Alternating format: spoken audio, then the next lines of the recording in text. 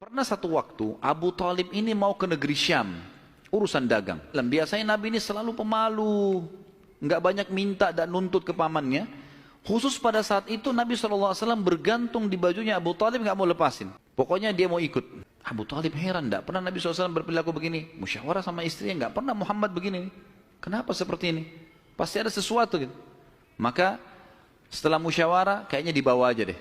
Dibawalah ke negeri Syam. Pergilah Nabi SAW bersama dengan Abu Talib dan kafilahnya. Pada saat mau tiba di negeri Syam, sebelum tiba di negeri Syam, kafilah ini melewatin sebuah gereja teman-teman sekalian, dan di situ ada satu pendeta bernama Bahira. Dan ini riwayat Bukhari Muslim menceritakan masalah itu ya. Dan sampai sekarang di negeri Syam masih ada puing-puingnya gerejanya Bahira ini. Pada saat melewatin kafilah ini melewatin gereja, si Bahira ini kepala pendeta di gereja itu memang lagi nunggu informasi tentang Nabi terakhir nih. Dia ngeliat-liat di jendela gerejanya, setiap kafilah lewat dilihat sama dia, terutama yang dari Jazirah Arab. Secara kebetulan dengan hikmah ilahi lewat kafilahnya Abu Talib. Dan kafilah ini agak berbeda dengan yang lainnya. Kafilah itu berarti 3 unta ke atas ya, baru dinamakan kafilah. Waktu lewat kafilah Abu Talib ini, ada awan yang menaunginya. Beda dengan kafilah lain, padahal lagi terik matahari. Dan tidak sengaja, kafilah Abu Talib istirahat di sebelah gereja, dan ada pohon-pohon kurma yang berderet, itu semuanya seperti menundukkan daun-daunnya ke kafilah itu. Pendeta ini perhatikan, kafilah tanya ini, kirim satu orang, tanya mereka kafilah dari mana nih? Jawabannya dari Jazirah Arab. Dari mana? Dari kota Mekah. Kata Bahira, hidangkan makanan sebaik mungkin di gereja, undang semua kafilah ini masuk makan. Diundanglah. Ringkas cerita, masuklah mereka untuk makan. Dan pada saat satu kafilah ini masuk, yang ditinggalkan di situ hanya Nabi SAW. Nabi nggak boleh masuk karena tradisi orang Arab dulu aib kalau anak kecil ikut makan. Nanti selesai orang tua makan baru makan. Baiklah. Waktu lagi makan, Bahira ini memperhatikan satu persatu orang-orang Quraisy ini, wajahnya. Karena mereka tahu cirinya Nabi terakhir. Alisnya, wajahnya, mukanya, kulitnya, jalur nasabnya semua jelas. Tidak semua, tidak ada tanda-tanda kenabiannya. Ini mukanya muka biasa semua. Si Bahira tanya, apakah masih ada dari kafilah kalian yang tidak ikut makan? Kata mereka, ada satu anak kecil di depan, kami suruh jaga barang kami. Kata Bahira, boleh saya ketemu? Oh silahkan.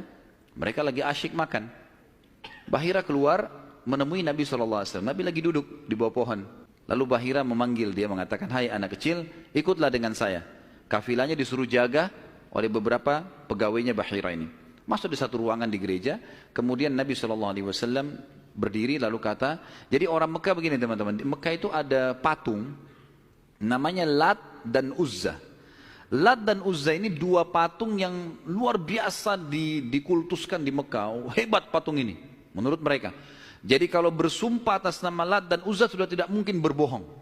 Kalau bohong kualat nih. Maka pendeta ini tahu Bahira, dia bilang, hai anak kecil, saya akan bertanya kepadamu atas nama Lat dan Uzza. Ini semua anak kecil sampai orang tua di Mekah tahu nama ini. Dan mereka ketakutan kalau dengar nama ini. Apa jawaban Nabi SAW waktu itu umur 12 tahun. Maka beliau mengatakan, jangan engkau sebutkan 2 nama berhala itu karena aku membencinya. Aku tidak suka dengan patung itu. Penasaran Bahir. Diperhatikan wajahnya, alisnya, matanya Nabi SAW. Perlu teman-teman tahu ya, ciri fisik Nabi SAW itu luar biasa. Tersebutkan secara rinci di Taurat dan Injil. Allah mengatakan dalam Al-Quran, A'udzubillahi minasyaitonirrajim, ya'rifunahu kama ya'rifuna abna'ahum. Orang-orang ahli kitab, terutama Yahudi dan Nasrani ini, betul-betul mengetahui Muhammad SAW sebagaimana mereka mengenal anak-anaknya. Karena terinci. Disebutkan dalam hadis, alis Nabi SAW seperti busur panah yang lebar, berwarna hitam dan tebal. Bola mata beliau SAW besar. Kelopaknya dan dipenuhi dengan bulu mata yang lebat. Bola matanya putihnya putih bersih, hitamnya hitam pekat.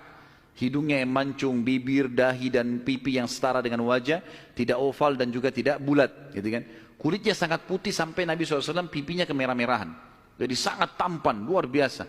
Sampai ahli hadis mengatakan, kalau Yusuf alaihissalam diberikan sepertiga kegagahan dunia, maka Nabi SAW memberikan seluruh kegagahan dunia. Tidak pernah ada orang melihat Nabi SAW tidak suka. Manusia terbaik, pilihan. Paling sempurna nasabnya, paling sempurna ilmunya, fisiknya, segala-galanya. Bahira memperhatikan Nabi SAW, ini semua ciri yang disebutkan dalam Injil ada. Dia masih bimbang, dia ingin buktikan satu hal. Apa itu? Dalam Taurat dan Injil juga disebutkan setiap nabi itu punya tanda kenabian. Apa tanda kenabian teman-teman sekalian? Sebuah daging yang menggumpal di pundak sebelah kanan. Dan daging itu berwarna merah kehitam-hitaman dan memiliki bulu yang lebat. Maka Bahira berkata, hai anak kecil, apa kau izinkan saya untuk melihat punggungmu? Dia mengatakan, iya silakan. Dibukalah oleh Nabi SAW. Begitu dia lihat tanda itu, lalu Bahira menciumnya dan mengatakan, kaulah orangnya. Ini khas untuk nabi-nabi dan sudah ditutup dengan Nabi Muhammad SAW. Sudah habis ceritanya.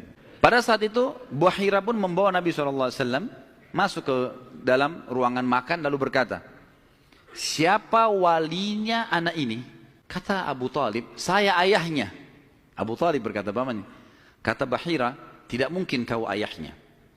Anak ini mati ayahnya waktu dia masih 6 bulan di perut ibunya.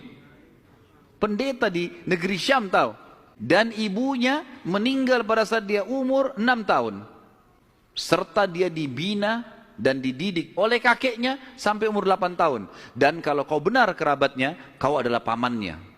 Abu Talib kaget, dari mana anda tahu semua itu? Benar semua. Dia bilang, kami temukan dalam kitab kami. Ketahuilah, keponakan kau ini adalah nabi terakhir yang sedang ditunggu oleh orang-orang. Dan kalau orang Yahudi tahu dia dari turunan Arab, maka pasti mereka akan membunuhnya sebagaimana mereka berusaha membunuh Isa alaihissalam.